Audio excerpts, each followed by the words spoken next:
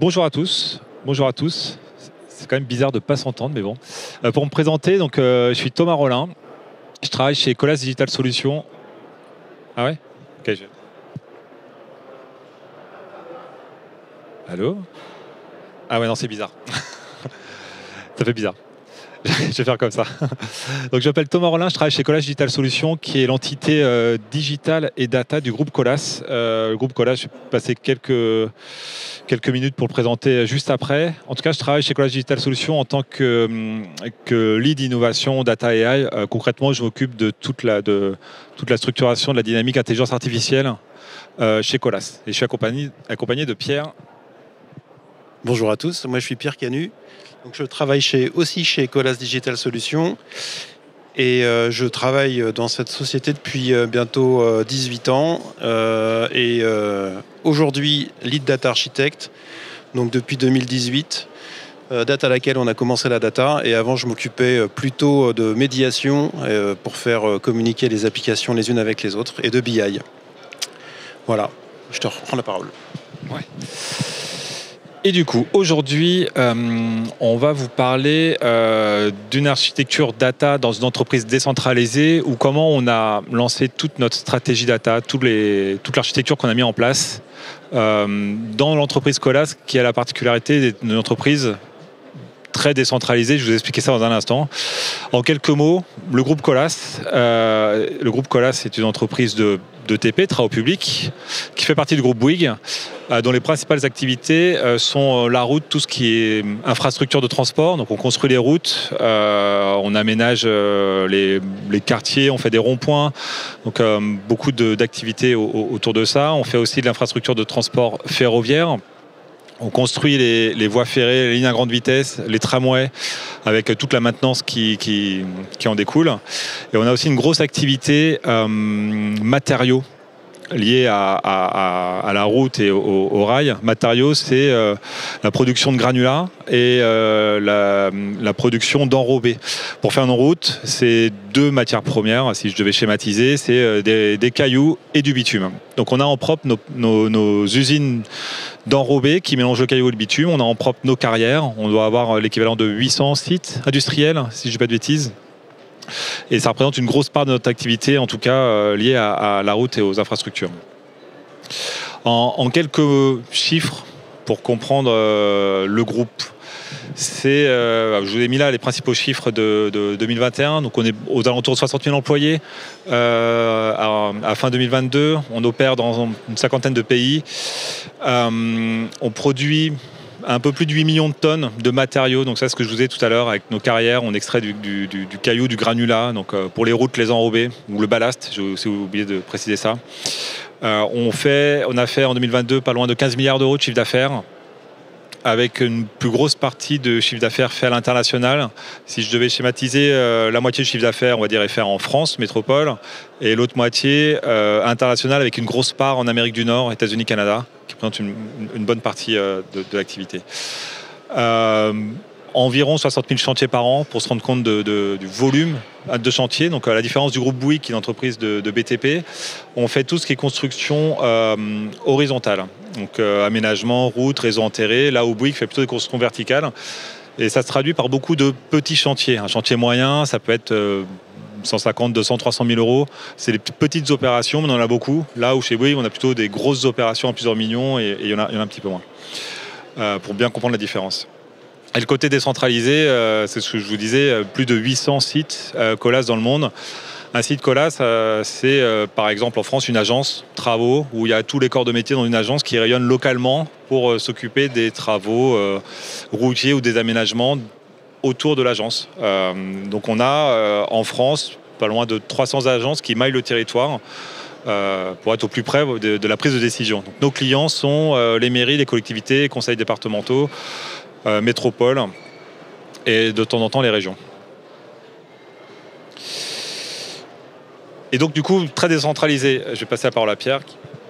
Oui, donc très décentralisé. Effectivement, comme le disait Thomas, c'est pour évidemment répondre aux enjeux du commerce, qui est lui-même très local. Et donc En France, par exemple, on a à peu près entre 500 et 600 sociétés juridiques. Donc c'est très très très diversifié, très très morcelé. Et donc là, vous avez l'ensemble des sites que Colas possède à travers le monde. Donc vous voyez que c'est très vaste.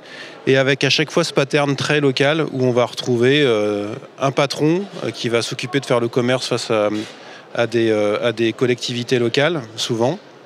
Et puis des bureaux d'études et des conducteurs de travaux et des chefs qui vont faire réaliser les travaux. Et avec également des industries diverses et variées qui vont permettre de faire ces travaux.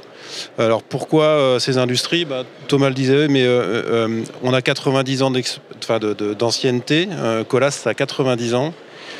Et au fur et à mesure que le groupe a grandi, il a racheté ses fournisseurs. C'est pour ça qu'on s'est diversifié sur ce domaine-là.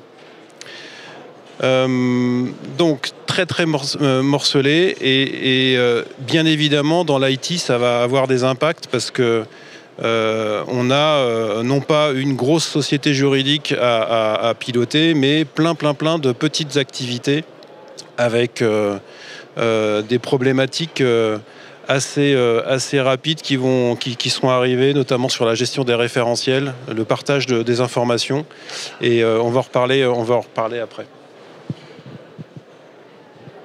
Ouais, on va commencer à rentrer dans le côté informatique, effectivement, du terme. Pour raconter ta stratégie. Avant de rentrer dans le détail sur la stratégie data, donc on a une entreprise décentralisée, on a beaucoup de sociétés juridiques à gérer, on a beaucoup de systèmes qui existent chez Colas. Je crois qu'il doit y avoir pas loin d'une vingtaine de RP différents. On a deux gros principaux systèmes, une pour la plaque France et une pour la plaque Amérique du Nord, mais si on met toutes les filiales bout à bout, on a une vingtaine de RP avec des systèmes différents pour faire la paye, la facturation, le suivi de chantier, le suivi des industries. Ça fait, ça fait beaucoup de données générées en local, d'où la mise en place de cette stratégie data où le premier objectif est de se dire comment on fait pour capitaliser sur l'ensemble des données générées par l'ensemble des systèmes partout dans le monde Colas. Donc ça a été, c'est toujours notre ambition dans l'équipe data. On a démarré il y a une poignée d'années et on est toujours en tout cas au cœur du sujet. Du coup, comment amener un peu plus de décisions prises par le biais de la donnée et une donnée à jour aux décideurs Colas à tout niveau de l'organisation. C'est-à-dire une donnée à jour, récente, à un niveau le plus haut pour une décision de type comité de direction, à un niveau très local, très opérationnel. L'enjeu de cette stratégie data est d'amener en tout cas de la donnée fiable en consommation, en tableau de bord à tous les acteurs de décision chez Colas. Donc, quel que soit le niveau hiérarchique, quelle que soit la région, quel que soit le système qui est employé de manière quotidienne opérationnelle. Et le troisième axe de notre ambition data, de nos objectifs, c'est de mettre en avant ce côté responsable et transparent de l'usage de la donnée. Ce qui est difficile avec l'explosion des systèmes, l'explosion de la data, la facilité d'usage de ces outils low-code, il y a du low-code partout là, sur ce salon. Ça fait qu'à tout niveau de l'entreprise, n'importe qui est capable de se créer un beau tableau de bord basé sur des données qui ne sont pas forcément fiables, qui sont basées sur un fichier Excel que seule la personne maîtrise. On ne sait pas si ce qui présente est vrai, où est la confiance par rapport à la donnée, est-ce qu'il est bien connecté à la bonne source de données pour avoir le bon niveau d'analyse. Donc ça, c'est déjà un premier axe de travail. Et le deuxième est plus lié à l'intelligence artificielle, mais ça, j'y reviendrai dans un deuxième temps, quand on développe du coup beaucoup de cas d'usage de data science. Et on a besoin d'expliquer comment fonctionne l'algorithmie, comment fonctionne l'entraînement, comment l'importance de la donnée source pour produire le résultat de ces algorithmes. Et ça, on met ça aussi dans la case de la transparence et de la confiance dans la donnée qu'on utilise. Quelques mots aussi sur notre stratégie data. On travaille sur tous les aspects métiers de l'entreprise. Je vous ai présenté en quelques mots ce qu'on faisait chez Colas entre le métier de la route, le métier de l'industrie, le métier du pipeline, des réseaux enterrés, le métier de l'aménagement, le métier de la finance aussi, le métier des RH, toutes fonctions on traite avec cette approche data toutes les fonctions de l'entreprise. On n'est pas spécialisé sur un équipement. L'objectif est d'amener vraiment la bonne information au bon corps de métier chez Colas. Et ils sont nombreux. C'est ce qui est représenté par la première brique que vous voyez. Deuxièmement, on se sert de la donnée en support à toutes nos innovations Colas. On a beaucoup de projets d'innovation. Je n'ai pas forcément le temps de vous présenter tout ça aujourd'hui, mais chez Colas, deux exemples. On a une innovation qui s'appelle Wattway, où le principe est de poser des dalles photovoltaïques à même le sol, avec une résine qui permet d'avoir une certaine résistance sur le panneau. Ça permet d'alimenter des stations autonomes en recharge à vélo, par exemple. Toutes ces installations génèrent de la donnée pour savoir c'est quoi leur production en live, c'est quoi leur l'irradiation, il y a des stations météo embarquées. La stratégie data, l'architecture data qu'on a mis en place permet de collecter ces données en live et de produire des tableaux de bord pour une prise de décision temps réel et pour une prise de décision en analyse a posteriori. Pareil, on a un deuxième exemple avec Flowway, une autre innovation où on incruste des LED directement au sol pour du marquage lumineux. Ça permet d'amener un peu plus de visibilité sur les passages piétons. On a une barre rouge qui se met quand il ne faut pas traverser sur les carrefours dangereux, ou le passage piéton qui s'allume quand c'est aux piétons de passer. Ça aide à sécuriser certains carrefours, certaines zones dangereuses, et ça, pareil, c'est piloté par la data qu'on capte en temps réel et sur lequel on agit. Troisième point important sur la stratégie data, avant de rentrer dans le vif du sujet de l'architecture. Troisième point important, c'est qu'on se sert de cette donnée, de cette captation de données pour notre stratégie bas carbone. Donc on a l'ambition de réduire nos émissions carbone de moins 30% d'ici 2030. On est objectivement un gros émetteur de CO2 de par notre métier industriel. On chauffe nos enrobés, on consomme beaucoup de matières d'énergie fossile, de gaz, d'électricité, parfois un peu de fuel encore, pour chauffer les enrobés et les produire et les amener sur la route. On utilise la data pour avoir un calcul carbone au plus près de la réalité. On n'indexe pas notre calcul carbone à notre chiffre d'affaires, on essaie vraiment de mesurer chaque flux physique, de mesurer l'empreinte carbone de chaque flux physique pour mieux mesurer et mieux influer aux endroits où ça consomme le plus, tout simplement. Donc voilà les trois grandes thématiques de notre stratégie data. Et qu'est-ce qu'on a mis en place concrètement? Quelle est l'architecture qu'on a mis en place avec ce contexte-là? Transition. Merci. Donc, j'ai appuyé. Ce que je vous disais tout à l'heure, c'est que la particularité de la société, c'est qu'elle est très très décentralisée et que pour faire de l'IT, c'est pas simple. Et quand on a commencé à faire de la data en 2018, heureusement qu'on avait eu des travaux préparatoires qui se sont passés dans le passé. Et je vais vous faire ici un petit focus sur les différentes étapes qui nous ont bien facilité la vie quand en 2018 on a commencé la data. Je vous ai dit que moi je faisais de l'informatique chez Colas depuis quasiment 18 ans. Quand je suis arrivé avant 2005, avant que je n'arrive, le projet d'urbanisation du système d'information n'avait pas commencé.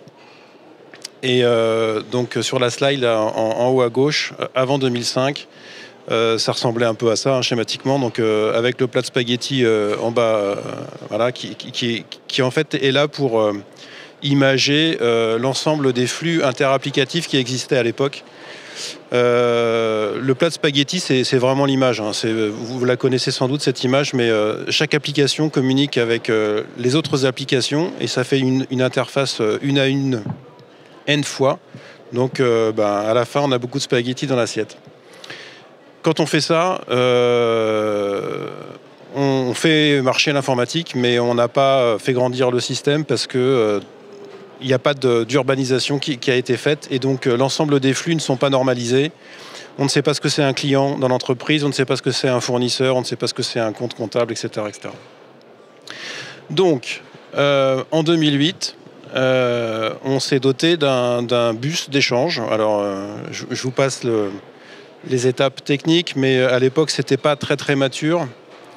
Les grands de l'IT n'étaient pas encore présents et on a fait le choix de faire nous-mêmes notre propre OSB et on a donc relié tous nos sites via ce système et toutes nos applications et on en a été très heureux parce que ça nous a aussi permis de travailler sur nos référentiels et de pouvoir les partager dans toutes les applications de la même façon. Ça nous a permis aussi de les nettoyer. Pour exemple, quand on parlait de clients chez Colas avant 2008, quand on allait regarder vraiment ce que c'était qu'un client, on tombait sur un chantier. Et bien sûr, le chantier était relatif à un client, mais on avait autant de chantiers que de vrais chantiers physiques sur le terrain. Et donc, le client était présent X fois. C'était super compliqué de faire un suivi de chiffre d'affaires, des choses comme ça. Donc, 2008, l'arrivée de l'ESB. Alors, ça ne s'est pas fait en un jour. On a construit les référentiels un à un. On a aussi beaucoup travaillé sur un référentiel il paraît évident, mais qui est pas simple, c'est l'organisation du groupe. Sur un groupe, comme Thomas vous l'a décrit, on comprendra que c'est pas évident d'avoir une vision unique de ce groupe pour chacun des métiers, que chacun se reconnaisse dans le découpage fonctionnel, métier de ce groupe-là. On y est arrivé. Heureusement, et on a donc décliné l'ensemble des référentiels que vous voyez affichés ici.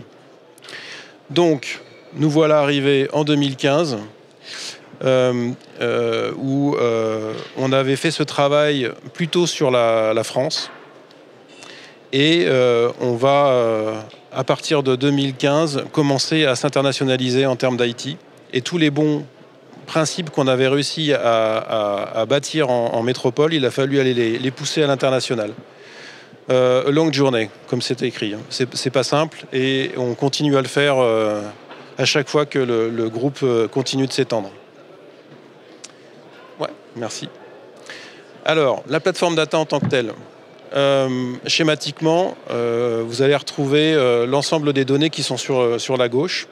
Donc ces données sont très très variées. Nous, ce qui nous intéresse dans la plateforme data, c'est d'aller capter le maximum de choses. Donc on va récupérer beaucoup d'IoT, parce que comme on vous l'a dit, on est un groupe très industriel. Donc nos usines sont des automates qui crachent de la donnée. Que ce soit les postes d'enrobés, les usines d'émulsion, les carrières, on reçoit des trames d'informations en permanence. Nos équipements, bien sûr, les équipements de chantier sont des machines IoT qui nous envoient tout un tas d'informations sur leur géolocalisation, leur consommation temps réel, le fait qu'ils soient en prise de force, etc. Donc ça a beaucoup de valeur. On récupère aussi pas mal d'informations de notre parc de locomotives. On fait aussi de la construction ferroviaire. On a fait du fret, donc on avait des locomotives. Là, on a aujourd'hui plus de trains qui sont en fait des usines roulantes qui sont là pour construire les voies et les réhabiliter et les entretenir. Mais aussi, on fait de la maintenance des locomotives SNCF. Et puis après, on a des données qui sont bien plus communes, comme la comptabilité, tout ce qui va être les achats, les hommes, je n'ai pas parlé des hommes, la RH. Et puis, depuis peu, sous l'impulsion de notre nouveau grand chef, on a beaucoup de données qui ont cours à l'environnement pour, comme tu le disais, atteindre notre objectif 2030, de 30% de réduction de notre impact CO2. Et donc, il faut commencer par savoir d'où on part. Et en ce moment, on est assez content parce qu'on a depuis quelques mois une idée très précise de notre empreinte carbone. Alors bien sûr, toutes ces données, elles vont passer au tamis des référentiels que j'évoquais tout à l'heure. C'est ça qui nous a permis d'être très pertinent dans notre analyse data, c'est que toutes les données qui arrivent sur la plateforme, elles sont tout de suite passées au tamis de nos référentiels. Pourquoi c'est important ? Parce que chaque donnée unitaire, on sait l'accrocher à une organisation du groupe, on sait l'accrocher à un engin, on sait l'accrocher à du personnel, etc., etc. Et ça nous permet quoi ? Ça va nous permettre derrière de croiser la donnée, qu'elle soit vraiment décilotée et qu'on puisse avoir des dashboards, des analyses de l'IA qui soient vraiment au niveau du groupe Colas et pas uniquement à des niveaux très silotés. Allez, on y va. Encore une. Donc ça, c'est important. Ça, c'est une planche super importante. c'est vraiment l'architecture technique de notre plateforme data, où en fait, on va collecter toutes nos sources à travers une brique de chez Azure Data Factory, qui va nous permettre de faire une copie brute des données, la ranger dans une zone bronze de notre data lake, qui est portée par Databricks. Cette couche bronze, ensuite, elle est raffinée vers une couche silver, qui va nous présenter l'ensemble des données dans des formats de modèles en étoile qui vont permettre très facilement de faire de la business intelligence derrière, de l'alerting, du reporting, etc.